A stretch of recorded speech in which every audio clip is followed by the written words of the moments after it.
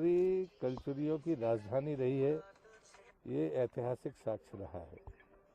64 योगिनी देश में जितने भी मंदिर हैं, पहले 7 माने जाते थे, अब वो संख्या बढ़ के 11 के 12 हुई है। उसमें सबसे समृद्ध अगर कोई स्थान था तो वो जबलपुर का यही मंदिर था।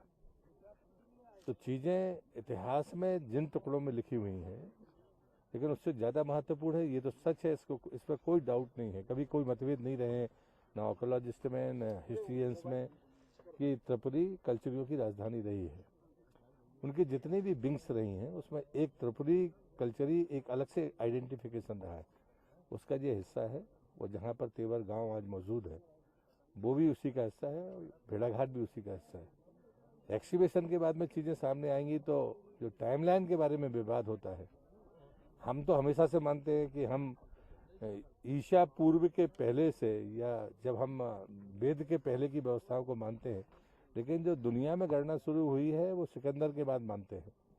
तो मौर्यंस तो हमारे पास में थे, चाणक्य की तो लिखी हुई चीज़ें हमारे पास है, और इसलिए मुझे लगता है कि ये एक्सीबिशन है ये जबलपुर को नई पहचान देगा, ऐसा मेरा अपना विश्वास है। और मैं शुभकामनाएं भी देता हूं पूरी टीम को कि ये समय के भीतर अपना काम करेंगे, और जो यंगस्टर्स हैं जो हमारे यहाँ पर इंस्टीट्यूशंस में पढ़ते हैं, उनका जो फिजिकल कैंप होगा वो भी यहीं होगा।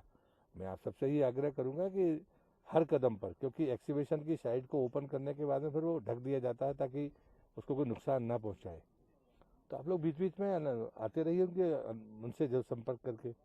पर एक निवेदन जरूर है कि जब ये काम चलता है उसके बीच में वो कई बार एंटर नहीं होने देते हैं, तो एक अनुमति लेकर आइए तो आपको ओपन स्पेस की फोटोग्राफी करने का मौका भी मिलेगा। कितनी बड़ी जगह है और कितने दिन ये प्रोजेक्ट? ये लगभग 11 एकड़ के आसपास है, जो आर्कोलॉजी के पास है, एएसआई के पास है।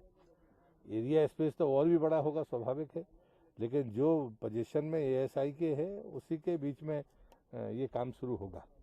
क्या तकनीक और किस तरह अपनाई जाए, किस फ्रेमवर्क में? एएसआई की तो का जो पैमाना है वो दुनिया में माना हुआ पैमाना है, उसमें कभी भी कोई चीज़ क्षतिग्रस्त ना हो, ये पहली प्राथमिकता है, विलंब कितना ही लगे।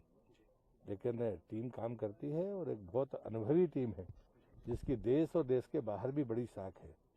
हम नॉर्थ साउथ ईस्ट एशिया में एएसआई के हमारे अधिकारी जाते हैं तो रिटायरमेंट के बाद भी वहाँ से वो वापस नहीं आने देती है, ये हमारी साख है। तो मुझे लगता है कि इस दृष्टि से टीम बहुत अच्छी है, और एक्सीबिशन के लिए जो जिनने पहले किया होगा वो सारे लोगों को बुलाया जाता है।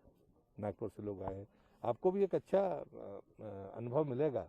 जो बाहर से लोग आए हैं उनसे भी बात करिए, स्थानीय लोगों ने भी इस पर काम किया है त्रिपुरी पर, उन सबका सहयोग इस एक्सीबिशन में रहेगा।